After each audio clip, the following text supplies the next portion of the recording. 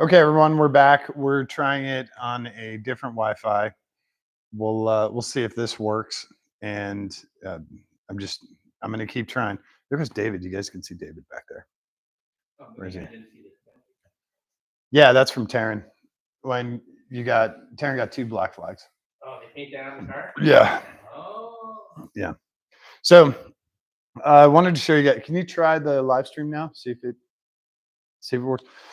David's gonna test it for me to make sure that we are up and Adam. Do you know where that phrase comes from? It's actually a World War I phrase. Stream ended 10 minutes. No, just reload. And it's from World War One when you wake up and you get at them, at the bad guys. And it was Allied soldiers who said it. All right, up and at them. Up and get at them. So now you guys know where that came from. A lot of people do it at them, like 80 a.m. All right, good. So we're live. Thank you. Yeah, well, yeah, it has to go 22,600 miles up, 22,600 miles down, and then back here. So you can turn that off. I don't need that anymore. So yeah, I apologize, you guys, for the technical delay earlier. All you missed was me cleaning off the flywheel bolts. That was it, I promise. And me yelling and screaming at Wi-Fi. So yeah, let's put the clutch and flywheel back on. I'm going to show you guys a cool trick. If you don't have a clutch alignment tool, I'm going to show you guys a cool trick on how to do that. I did a little bit of prep. This is a 17 mil socket. You can find whatever, and make sure it's a deep well socket. Whatever socket fits in your crankshaft in the center there, and you don't have a lot of play. You got that socket, and then you got a 6-inch or an 8-inch extension, and you're going to go reverse. So you're not going to put it in the normal end. You're going to go in the reverse end and do it backwards like this. Now you can put your flywheel on, you can put your clutch on, and then you'll find out where you're going to be adding, where'd it go? Electrical tape. Somewhere along this line, you're going to add a few laps of electrical tape to center your clutch disc. That'll get you extremely close so that you can reattach the transaxle and all that. That's how that works. Pretty simple, right? If you don't have a clutch alignment tool, that's the way to do it. Hey, Liz. So yeah, we get the flex plate, the flywheel back on. The flywheel is, the bolts are 61 foot-pounds with blue Loctite, and the pressure plate bolts are 14 foot-pounds with blue Loctite. Whenever you're dealing with a clutch, the default is blue Loctite. Double check with the manufacturer, obviously, but most of the time when you're doing flywheel clutch stuff, you're gonna use blue Loctite or red Loctite. So here is our flywheel, and this is the one we took off last night. This thing is really nice to clean. Check out that you can see the machining on there. I mean, can you guys see the? You're not driving it hard. Yeah, that's the problem. You guys can still see the machining on there. Got to launch it. So these are our flex plate bolts. We're going to take these off really quick.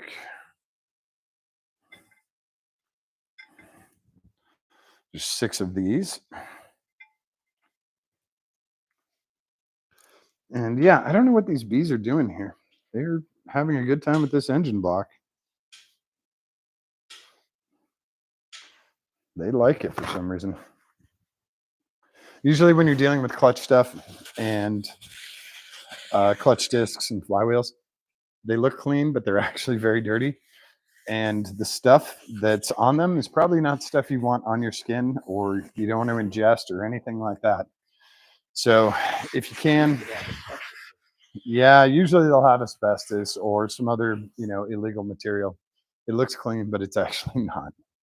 So I'm going to set this up there.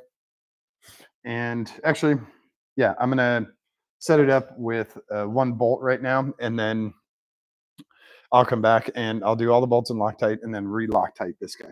So he is heavy. He is a steel. He's actually, I think he's cast iron. Single mass.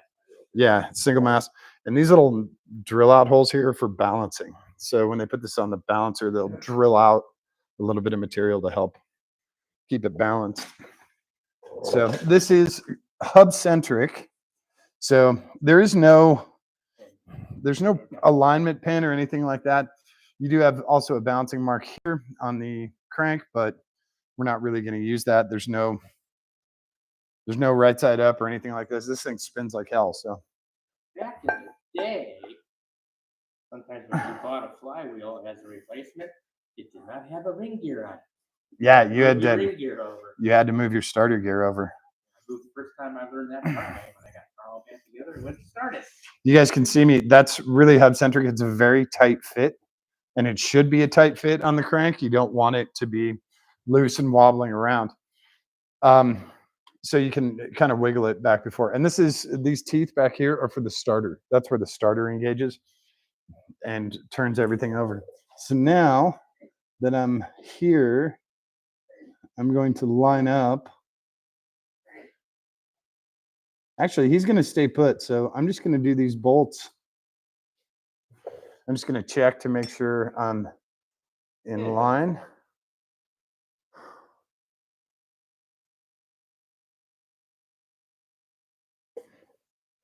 Of course, I'm doing all this stuff as low as possible. Considering I'm 6'1", this is not the optimal height to be working on this. But this is what I have been given. So now we're in line. Now we clean this off, and we'll just do blue Loctite. It just takes a little dab. Little dab goes a long way. This is stuff I use, the Permatex, the foam. You can use standard Loctite brand, that's fine. I like this little foam gel guy, and that's it, just per bolt. And give it a little spread on both sides. It should naturally spread itself around.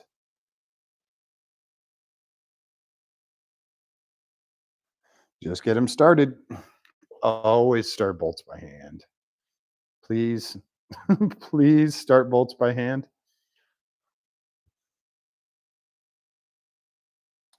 And also, when we torque these up, we will cross torque. So he's going in.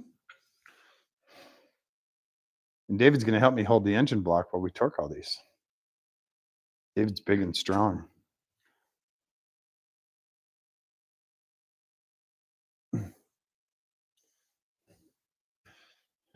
Yeah, you can hear that wind picking up. You know it's about to go full Ohio here when you hear that wind picking up.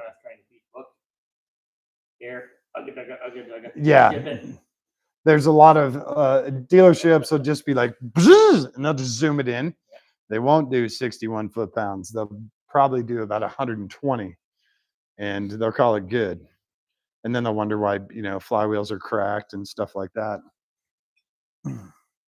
So it takes a little bit of extra time to do it the correct way, but a lot of people don't have that. I cut a flywheel on a brake. Okay. Is it okay? I don't know why you would do that, but okay. Oh my Didn't have gosh. time to wait to get a car off the lift. So yeah, I'll show you guys what I'm doing here.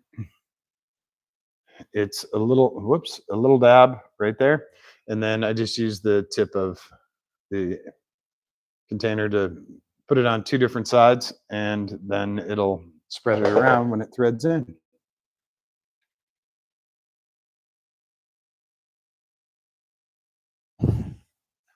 And our last one. And of course, I have no idea where the cap for this is because I haven't been here for a couple months, and someone's been using my shop, and I don't know where anything is anymore. It took me 20 minutes to find a tape measure.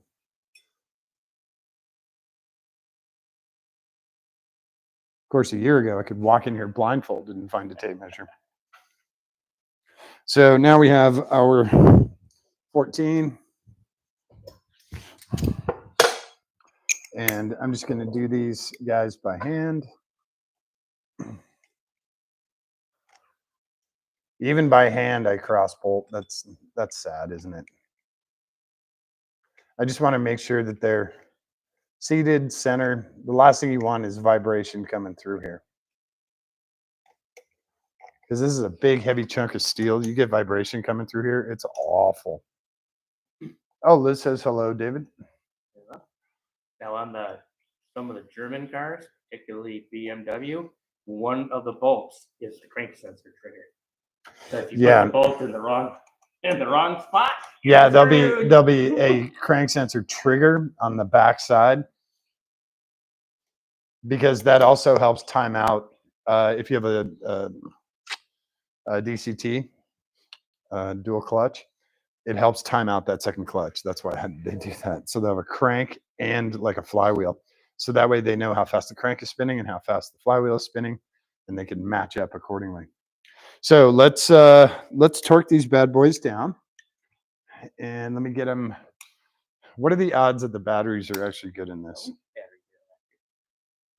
Batteries in it last year. I'm surprised my batteries worked right out of the box. I always get one with dead battery. It's been on the shelf for 2 years. Okay. We are ready to go. I'm going to try and do this from a seating position. And you ready?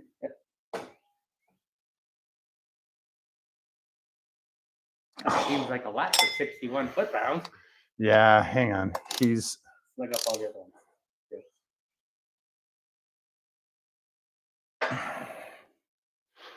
I'm just curious what he's reading at.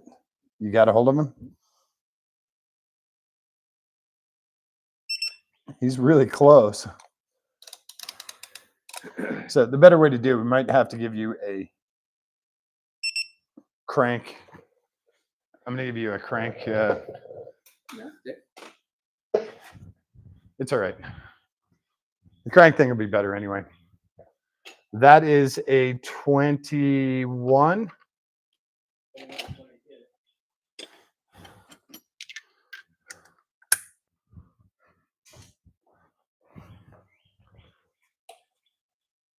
Yeah, he's a 22. So we'll just get you one of those, and that'll be a little bit easier.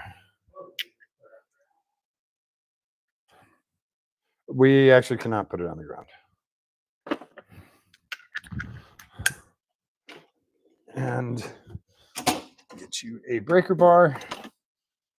This way, David doesn't have to use his shoulders or butt or arms or anything. Now you just got to hold it. You can hold the engine too if you really want to. All right, you ready?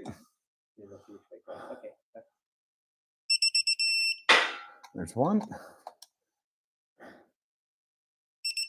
There's another.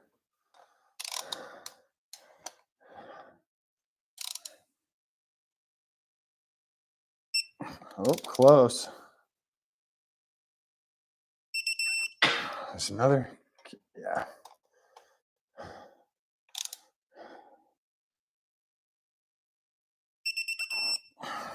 Right.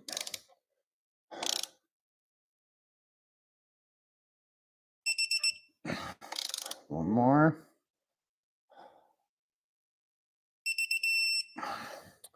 Hey, stay still.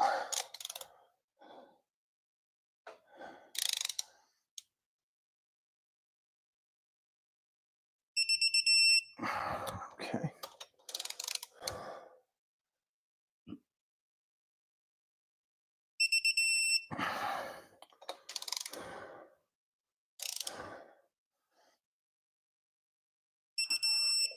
All right.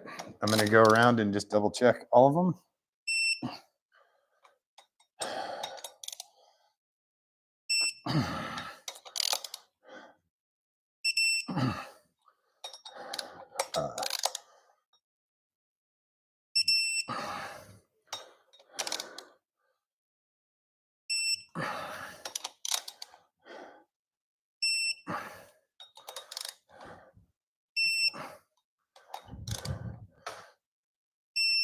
All right.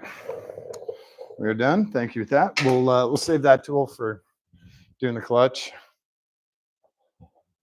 I'm going to get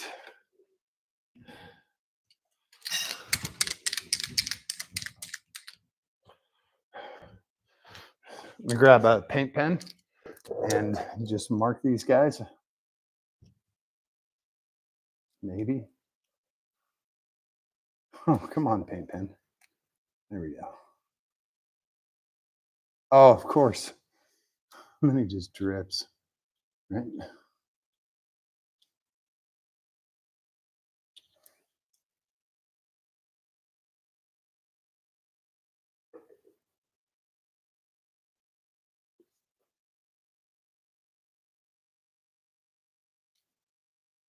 Open the manifold. What's that? Whoa. Oh, crap. All right. Got a little happy there.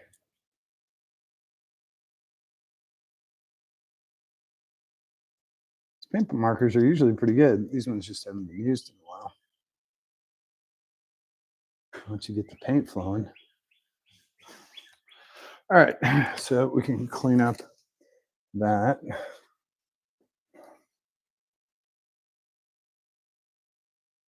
There's like a bubble there.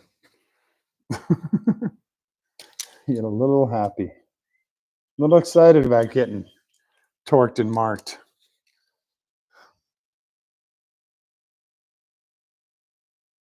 There we go. So everything's torqued now. Everything is marked with a paint pen. So that tells whoever goes in here next time that they actually kind of knew what the hell they were doing.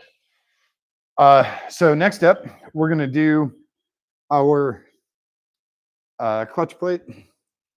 And like I said last night, I really shouldn't be touching this with bare hands, but this material is all very proprietary and nobody says what their stuff's made out of. But it's usually, you can see like copper in here if I shine it in the light right. There's little flecks of copper. There's, I'm sure, asbestos, carbon fiber, a whole bunch of other stuff that they make this material out of. The little slots to help clean it and dissipate heat, and the springs to make it a little smoother when the clutches are, when the discs are engaged. It makes for smoother operation. When you let out the clutch, it doesn't go and like yank you out of your seat.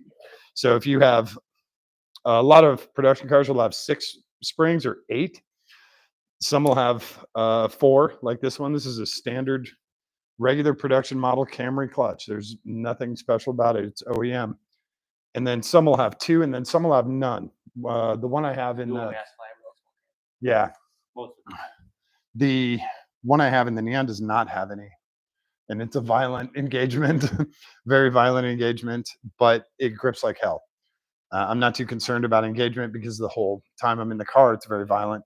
But the when you're on the street, you want a little something a little smoother going from stoplight, you know, going through the Kroger parking lot or whatever. So that's why you have these springs, is to help you engage a little bit smoother. This is made by Exidi, as you can see right there is the name, and it says over here, TM side. What is TM side, David? Come on, I'm trying to test David. What does TM stand for? I don't remember. How about transmission side? Yes. So this is the transmission side. This would be the engine side. So he's going to go on like so. And then the flex plate. If you guys saw, I was talking about this last night. These fingers, and I don't think I can push them by hand. But you can see inside there, there's a little fulcrum up here that those rest on. And those are what make the plate go, sorry, raise this up because this is not like, they let this plate go in and out. And these things are digging into my hand. So that's where you get your clutch engagement from. And this piece, this flat plate engages with your flywheel flat plate, and this is what grips it. So that's why when they talk about slipping the clutch, it's just slipping along here, and then you fully engage it, and it presses really tight together, and that's how you get your grip. And with a larger circumference than what you have here, all of your horsepower is transferred a little bit easier with the larger circumference. So if you want a really, really good explanation on standard clutches like this, go check out Engineering Explained. He does a very, very detailed, very thorough chalkboard discussion about clutches. He doesn't have any like actual ones, but it shows you super simple how clutches work and how they engage and disengage and how they help transfer power from your engine to your transmission. So definitely check out his channel. He's got a ton of cool stuff up there, but he's got a yeah. Well, give me the brake cleaner. I'm just gonna hose this off. You want to make sure these surfaces are stupid clean. This one is very clean. I wiped it off before, but the clutch, this surface, you want as clean as possible. No grease, no fingerprints, no old clutch dust, no fried eggs, nothing like that. So when you see a burnt up clutch, you will see check marks. Like we have a little bit of stuff. This is actually just caked on. Yeah, these can crack, they can break, they can heat check. Yeah, there's a little burnt clutch material on here, but not that big a deal. So there you go. That's super clean. And you can see there's no heat checking. There's a little bit of scraping. That's just where the clutch is engaging. So this is actually in very, very good shape, especially considering it's just an OEM clutch. Now comes the fun part is we have to hold the clutch in this and get this aligned correctly. Now there are locator pins here. There's 3 locator pins, and we need to make sure they're slightly offset from each other. So we need to make sure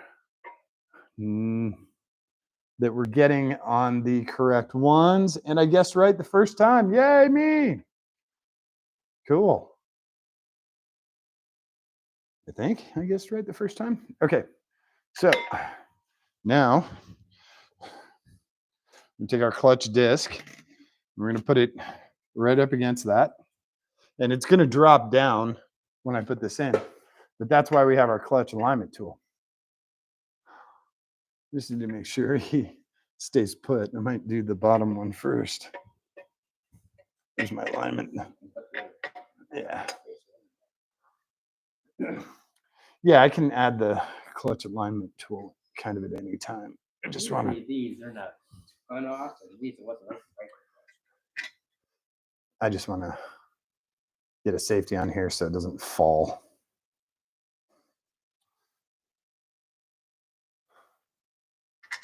Because I dropped it last night. Clutch disc fell right out. Kabonk.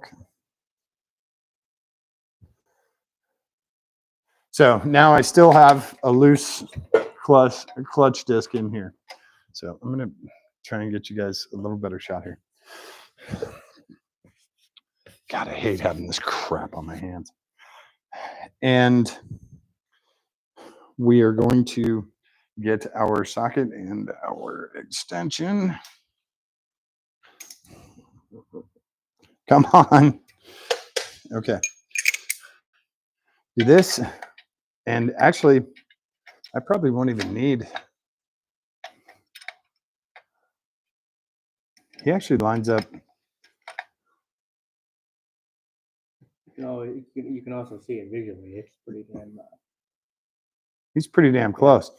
I mean, just trying to wiggle that socket around. I don't need to. Yeah, so I don't need to add any tape to it because the 17 fits actually very nice, considering David's head's in the way.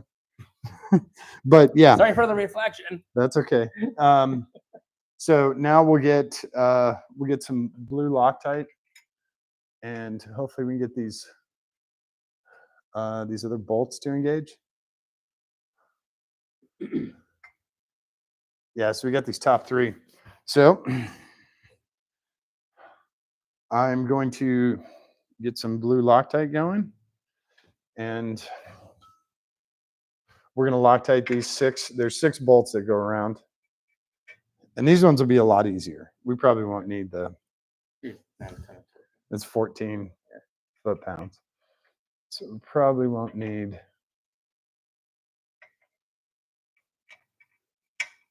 This works so much better with a hand versus a socket. Yep.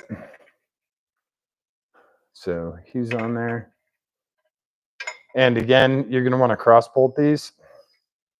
because you want to make sure you're applying even pressure all the way around. It is steel, so you don't really have to worry about cracking, but it can happen. It has happened.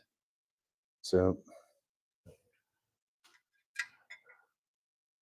we're going to start all of these by hand too.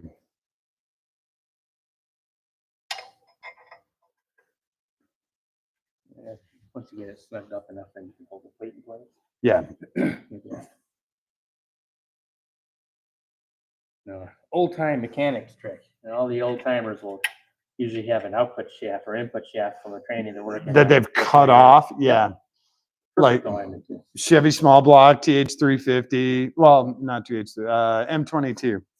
They'll have a shaft from just a damaged transmission, and they'll use that as an alignment tool.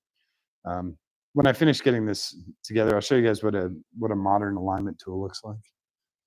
I don't know if he's gonna. I'm trying up here first.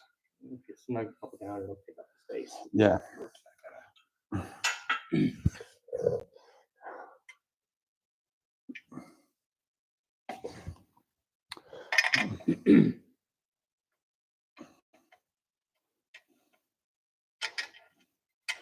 He does not want to get on that pin. I'm going to try him in a different hole because I don't think he's starting.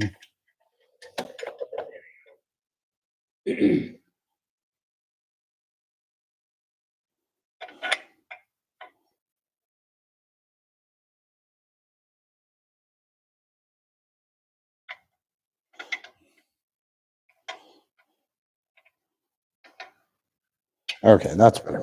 All right. Sometimes bolts prefer holes. It's weird. They almost have personalities. Is that your phone dinging or is it mine? It's like the Jimmy does.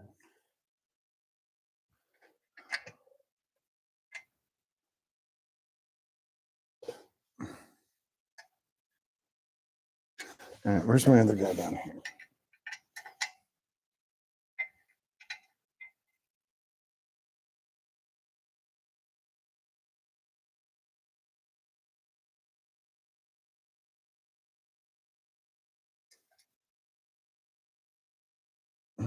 All right, last one. This guy has to fit in here. So we're going to make him fit. Then we're done with blue Loctite for now.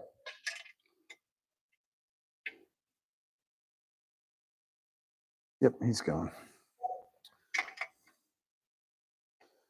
That locator pin is making it a little more difficult than we want. I just want to get him a few more threads in.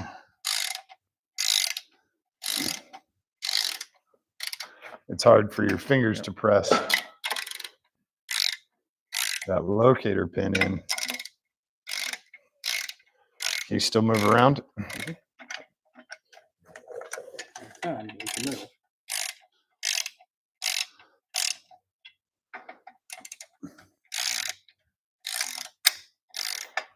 Still moving? A little bit. He's starting to snug up.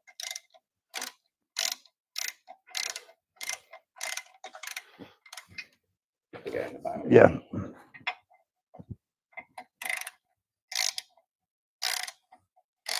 This is barely doing it by hand.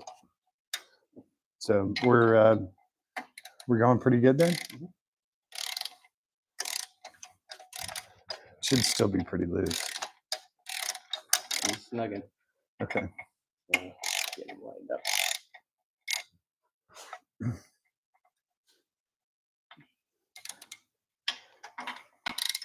Still got a ton up here. Okay.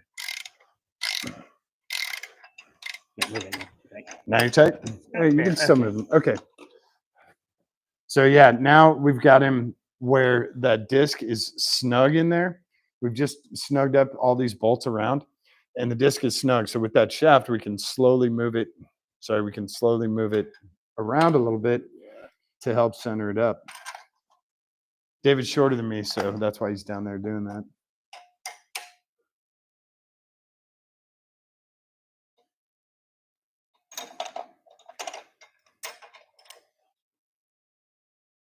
Does that look pretty good?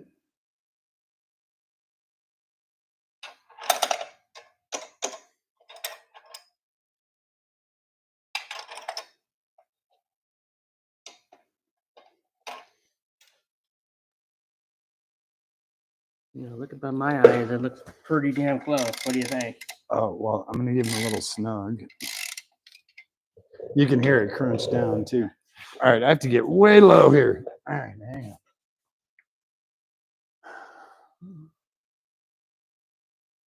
See that guy? Yeah. I also line it up with the pressure plate, so it's not all the way to the edge. Yeah. It that looks really well centered. So what do you think? Okay. Whoops, come back here, socket. So let me grab a light. I want to see inside there because also the concentric circles inside will tell me. This one, of course, does not have a light on the end.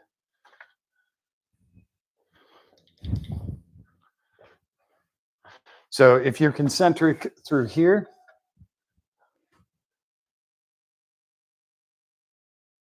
which we are not, it needs to go physically up, like just vertically up. Pressure plate.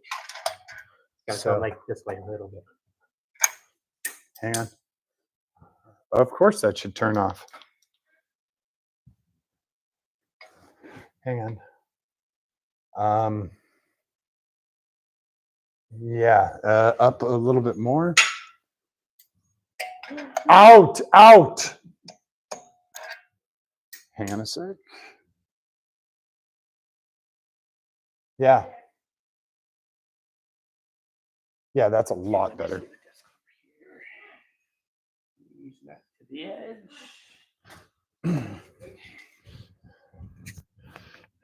Yeah, hang on a second. I will be right back while David checks that.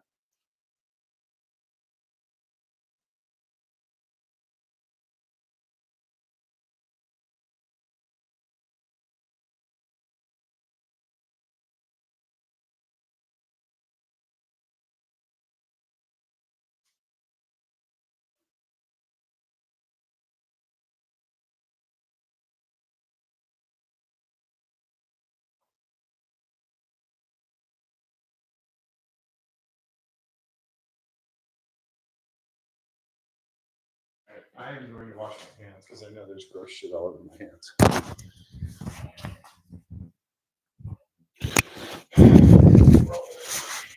Sorry, the dogs came out. I had to make sure that they do not come in here because there's a whole bunch of stuff that they do not need to be eating, drinking, licking, whatever. And they have very bad habits of eating, drinking, licking, whatever. And very poorly trained. Not my dogs.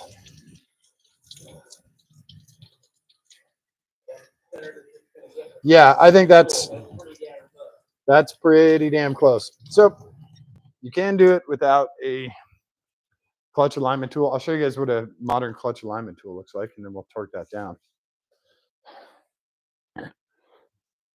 A lot of cars, the lines in the shaft at the same side. I was pushing part where the nose goes in. Yeah. So this is what I'm back here. This is what a pilot bearing tool looks like, or a clutch alignment tool looks like. It goes in here.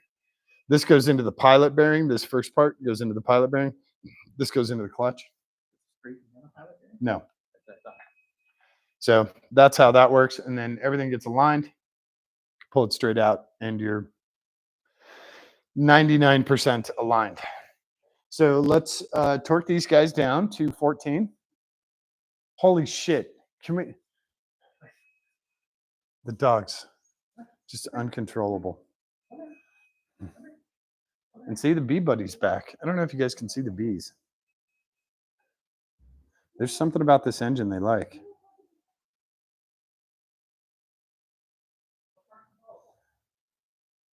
Okay.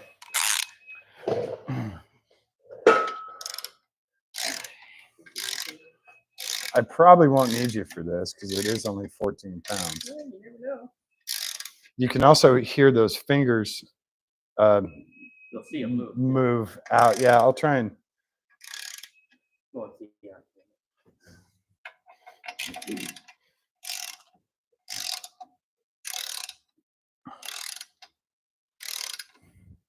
And these guys, I'm just getting the plate tight, and then I will come back and torque them. I just want the plate touching the flywheel, the pressure plate.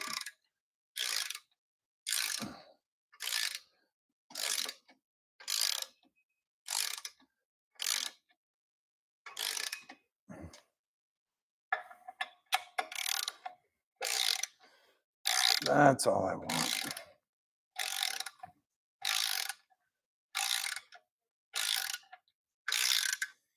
It's not super difficult to replace a clutch. It is more difficult when it is still in the vehicle. But yeah, but that's 2,000. Yeah, that's a pain in the ass. Because it dropped a little something. Yeah, a lot of cars it is a subframe thing, but also S2K, don't they put the engine in from the top? Nope, fine. No, it comes in. You can take it out either way. Though. Okay. Problem with the S2000 is that they're using the frame bolt strips in the chassis. And it's in the chassis, in the it happened on Devin's car. So in the frame rail. Cut the shock tower out, weld the new nut in, and back it back up. Okay, so now we have all of these. The pressure plate is snug, so now we're just going to go through and torque them. So, you ready? And you really shouldn't turn with 14 foot-pounds. Oh, it hurts. All right. Yeah, I mean, okay.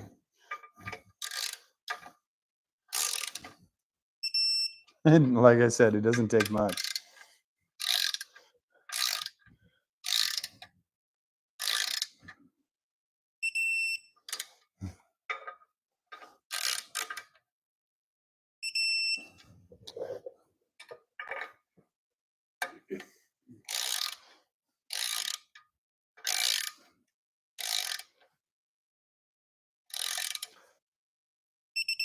Again, for these, it's not critical to cross bolt them. It's cross bolt. Usually it's a very specific pattern. Nah, just double checking all of them. Where'd he go? And then we will paint pen these too, saying that we torqued them. That's it. Our clutch is installed now, and we can attach it to the transaxle and get everything bolted up. Where'd my paint pen go? It's right here. So we'll try and use the same mark that was there before.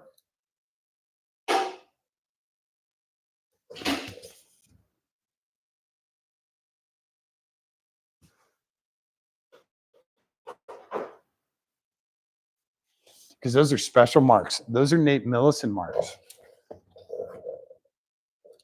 Where is it on these guys? It's right here.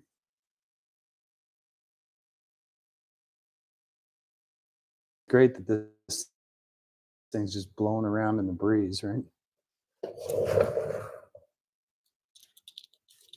It's like shooting pool with a rope.